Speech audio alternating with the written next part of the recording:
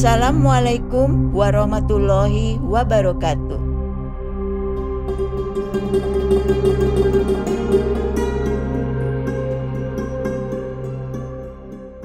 Firman Allah Subhanahu wa Ta'ala dalam surah Hud ayat 41 yang artinya, dan dia Nabi Nuh alaihissalam berkata, naiklah kalian semua ke dalam kapal dengan menyebut nama Allah pada waktu berlayar dan berlabuhnya. Sesungguhnya Tuhanku Maha Pengampun, Maha Penyayang. Firman Allah Subhanahu wa Ta'ala dalam surah Hud ayat 39 yang artinya, maka kelak kamu akan mengetahui siapa yang akan ditimpa azab yang menghinakan dan siapa yang akan ditimpa azab yang kekal. Allah Subhanahu wa Ta'ala memerintahkan Nabi Nuh alaihissalam untuk membawa 2 pasang dari setiap jenis makhluk yang ada di atas bumi untuk berlayar bersamanya.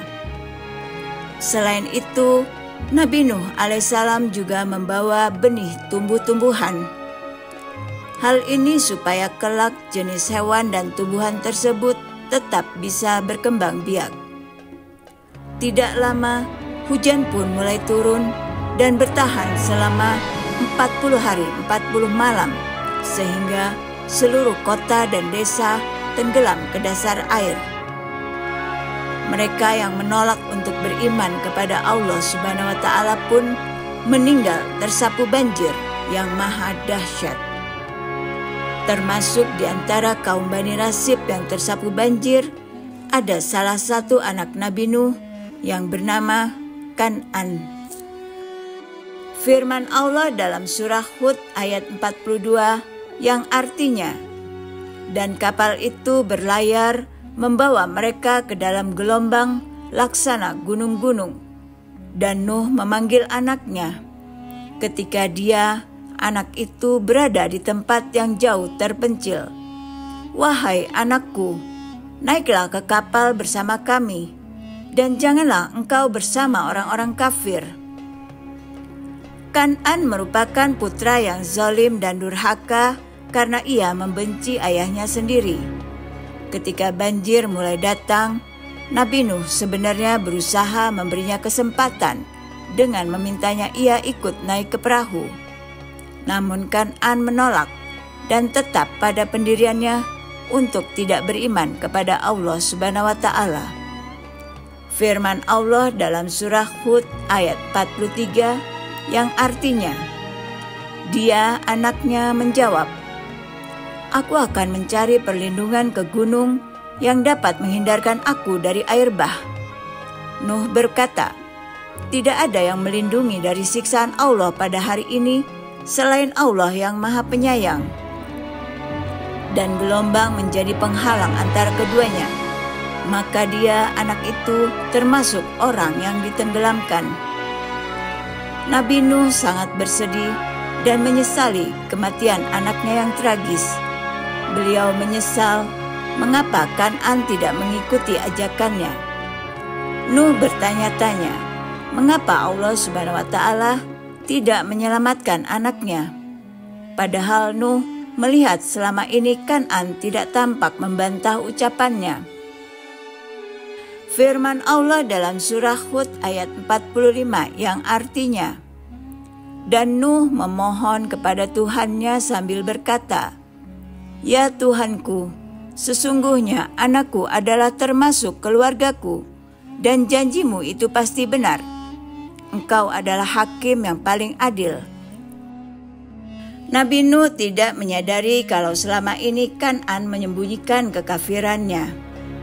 Allah Subhanahu wa Ta'ala menjelaskan kepada Nabi Nuh alaihissalam tersebut dalam firman-Nya surah Hud ayat 46 yang artinya, dia Allah berfirman, wahai Nuh, sesungguhnya dia bukanlah termasuk keluargamu, karena perbuatannya sungguh tidak baik.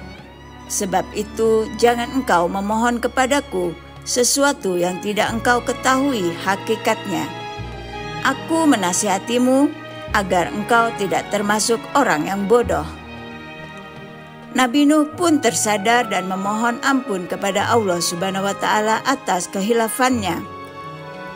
Firman Allah dalam surah Hud ayat 47 yang artinya, dia, Nuh, berkata, "Ya Tuhanku, sesungguhnya aku berlindung kepadamu untuk memohon kepadamu sesuatu yang aku tidak mengetahui hakikatnya.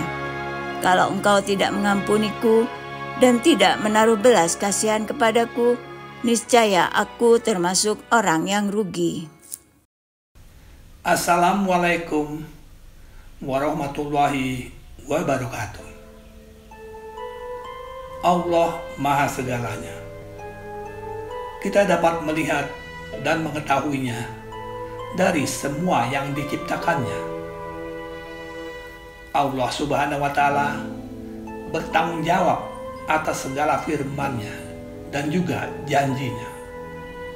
Sedangkan iblis tidak bertanggung jawab atas perbuatannya dan tipu dayanya.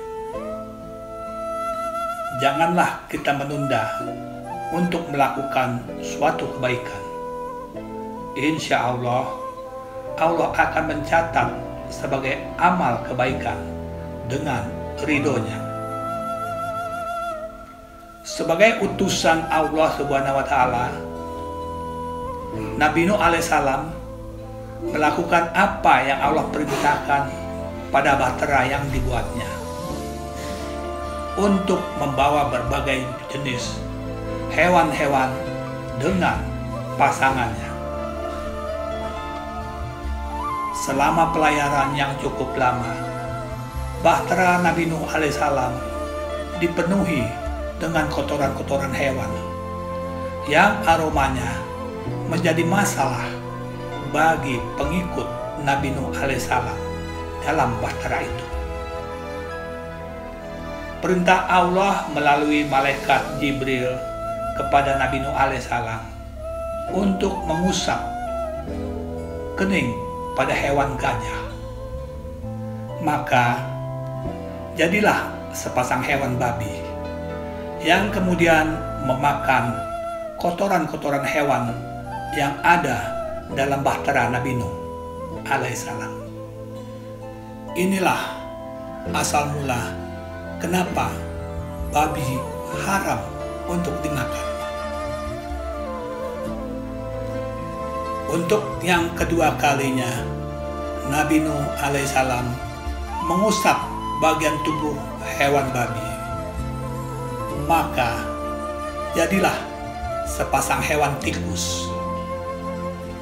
Nabi Nuh alaihissalam merasa tidak nyaman dengan adanya hewan tikus-tikus itu, karena seluruh peralatan yang terbuat dari kayu dirusak oleh tikus-tikus itu. Malaikat Jibril kembali menghadap Nabi Nuh alaihissalam atas perintah Allah Subhanahu wa taala agar Nabi Nuh alaihissalam mengusap kepala harimau. Maka jadilah sepasang hewan kucing yang menjadi musuh tikus.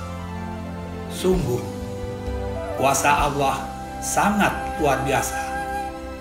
Semua kejadian itu disaksikan oleh seluruh pengikut Nabi Nuh yang ada di dalam bahtera. Nabi Nuh alaihissalam berdoa kepada Allah Subhanahu wa taala, menanyakan tentang anaknya yang bernama Kan'an. Kenapa Allah tidak menyelamatkannya? Padahal Kan'an adalah anak kandung Nabi Nuh alaihissalam. Sebagaimana firman Allah Subhanahu wa taala dalam surat Hud ayat 45. Bismillahirrahmanirrahim. Rabbi inabni min ahli wa inna wa'dakal haq wa anta ahkamul hakimin. Ya Allah, ya Tuhanku, sesungguhnya anakku termaksud keluargaku, dan janjimu itu adalah benar, dan engkau adalah hakim yang seadil-adilnya. Hindarkan prasangka buruk yang tidak kita ketahui. Janganlah melampaui batas kekuasaan yang Allah miliki. Selamatkan dirimu dan keluargamu dari api neraka. Wallahu a'lam bishawab.